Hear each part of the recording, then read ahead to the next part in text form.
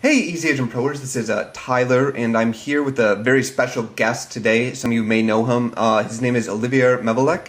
He's a luxury real estate agent who's been selling homes for quite a while now. The average sale price is just phenomenal, and we'll get a lot into that during the interview. But welcome to the show. Well, thank you so much, Tyler. Thank you for having me.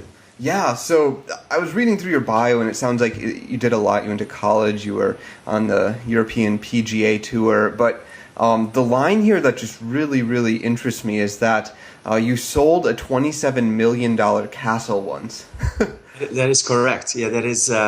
It was in Scotland. Okay. And yeah, I through my golf contacts, playing through Europe and a lot of golf tournaments, I met a lot of great people, and I kept track and pretty much of all my database. And then when I got in the real estate business, it was kind of a difficult transition, I guess, for your clients to see you from your previous career to a real estate agent, but. Yes, we listed and sold many properties all over the world, actually. That's awesome. So how do you list a $27 million castle? Yeah, that's a great question. Well, the first question is how do you start to get that credibility, right? Right. And yeah. That's I think that a lot of agents always ask, how do you even list $1 million home? And I know that every luxury or every city in the world has a different luxury price, right? Mm-hmm. When you look at North Vancouver in comparison to Dallas, Texas, it's completely different. But really first it was to create that credibility to my database that I was a luxury expert. And that was really the pivotal point on how things started. Okay, so let's walk through that timeline then a little bit, because it sounds like a lot of relationship building and positioning to even have that opportunity. When did you, what year did you start real estate, and then what did you do to sort of get your database understanding that you were a luxury agent? What was that process to help them understand that? That's a great question, Tyler. It's I've always believed and found out the hard way, not just myself, but like a lot of people who get in this business. We know people, friends, family, and then database of people that we've met. And if you don't have anything to show for in your portfolio, it's almost impossible, right, to market yourself, create a brand of who you are. And a lot of agents make the fault sometimes to rely on the brand, like any company, Century 21, Remax, Coldwell Banker, Sotheby's. But it's really about you, right? And for people to make the wow, oh my God, I can't believe he's doing this. And so the way I started it, after I failed at a lot of different marketing strategies, I had a friend of mine who was a realtor in Scottsdale, Arizona, and had a beautiful golf course listing for about $2 million. Okay.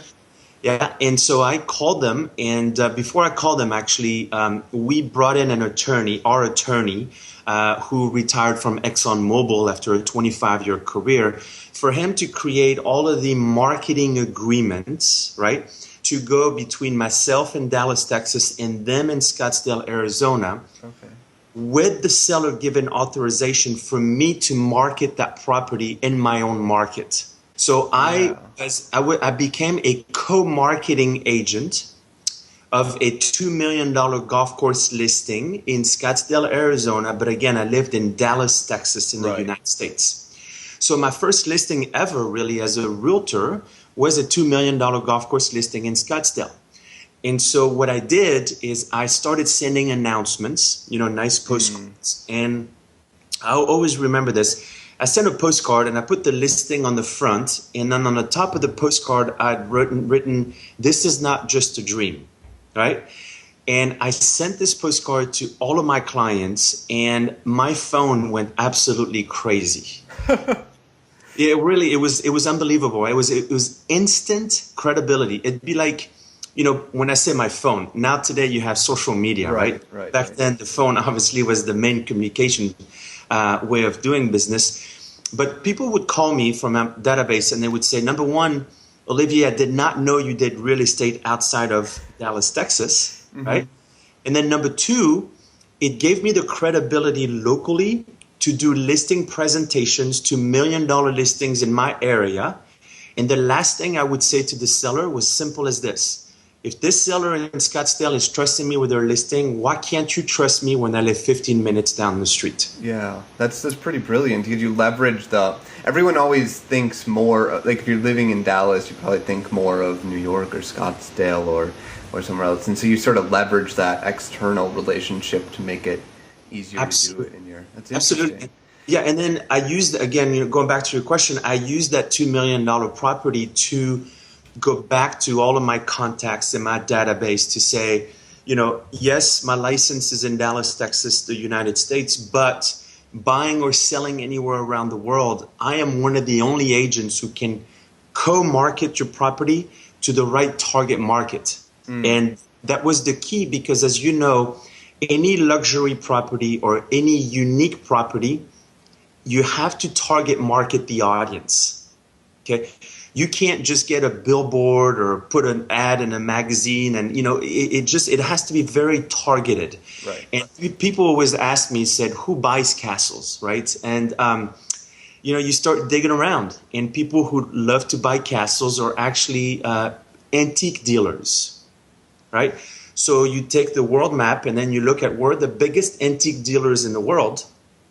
You go to the seller, you negotiate higher fees than what is just locally. Mm-hmm. And then with all the agreements, you co-market. Really, in essence, it's like I created my own army of agents wherever in the world it made sense to bring buyers to that property. One thing I want to go back on before we get too far, what you said before we went into all this, that you had many failed attempts. Yes. Without digging too deep, can you give us an example of one of those? Yeah, of course. Marketing flyers or announcements. They call them announcements, right? It's actually one of the first things they tell you to do in real estate is you look at your database, okay, sure. And then you send in an announcement that says, "Dear friends and family, if you know anyone that wants to buy or sell in Dallas, Texas, please call me or email me." Right? Mm-hmm. No one calls you. No one does. No. Yeah. And I'm not the only one who says that. And it has nothing to do with luxury. Mm-hmm. Just no one does. Yeah, and all of real estate. It is. I mean, the amount of times that I hear realtors say to me, my cousin or my brother is buying something in another place and they've got already a realtor over there, and I'm really mad about that. And I say, you know what? That's the way that we have taught our database that we are only the specialist here, when really in essence now with this global elite system, we buying or selling anywhere around the world, doesn't matter if you don't have a license there. It's interesting how you took that and just looked at how it didn't work and then altered it really pretty slightly. I mean, you're doing the same thing. You're sending out the same type of announcement via a flyer or postcard, but it changes it so much when that one little thing of it being a luxury external listing is the thing you're announcing rather than, hey, I'm an agent in Dallas. Really, really interesting thought. Yeah, it is. And you're absolutely right. And one of the things that I've told thousands of agents in the last 8 or 9 years is I tell them, I said, listen, the first day that you're going to go on your Facebook or your social media and you're going to post to your database, your friends and family, that you are marketing a property in Mexico, or you're marketing a property that is outside of your own state. Okay, let's not even go that far. Mm-hmm. Your clients and your friends and family are going to look at you like, who are you? Right. That's interesting. So let's say we have someone who wants to get started on this today. So you're telling them essentially to partner up with a more advanced or an agent who has a luxury property elsewhere. What are the steps you'd recommend them to start that process? For agents to be successful in this, they have to join, I hate to say it, our network, because all of the agents within this network understand the different lingo of, because if I called another agent right now, mm-hmm. Okay, let's say if I called you, you're in New Mexico and I'm in Texas, and I said to you, Tyler, I see that you have a listing in Albuquerque and I'm in Texas, I'm not licensed in New Mexico, but I would like you for to give me that listing. You're going to either hang up the phone, right? Yeah. Because you're going to say, this guy's nuts. He's not licensed in New Mexico. We don't have agreements together. I mean, there's a process. And so Sure. if, again, the agents who want to get in this kind of avenue, which is very simple, they become a global elite, and then we show them the process of, what do you say to the seller? Because the seller has to give authorization to take that property where it is to another state or province or country. And then you have to do agreements between back and forth, because this is not a handshake. Everything in real estate must be in writing. Yeah, that's really pretty true. So basically, it's a way for agents who are interested in boosting their credibility, which can help so many things. We talk all the time about finding a niche, and it's not just you just can't pick something and be just the regular real estate agent, because there are 2 million of those, I think, in the United States or something. So you're saying by picking this as your focus, you boost your credibility both in the local market and nationally, maybe even internationally, and it can also help boost your average commission, which is about one of the 4 ways in my viewpoint, at least, that you can actually make more as an agent. Anything else you'd like to add about where people can find more about this, or why they should really consider it? Yes, absolutely. So we Recess and I just launched this really about. Oh my God, it's been actually a few weeks now. It's been really a few weeks, and already it's been fantastic response. Mm-hmm. So it's globalelite.recess.com. Yeah, and we'll put that in the video and on the blog. Yeah. So they can check. And so, that's where they can get a lot more information, about, the process. But you mentioned something very important, on different ways on how agents can make more money. But you're right. But also, not only you have to compete against your other realtors around you, but you also have to show your clients that you are credible, and that you don't want to become a listing agent. You have to become a marketing agent, okay? Because I hate to say it, most people in this business, once they take a listing, they just wait for the phone to ring. And this is not enough. And you may get a listing, but you're not going to be as successful as you could be if you show your clients and then you beat your competitors every time. You think these types of relationships can then help sell listing faster, which will then help get more listings in the future? Absolutely. Now there's something called real estate migration patterns. Okay.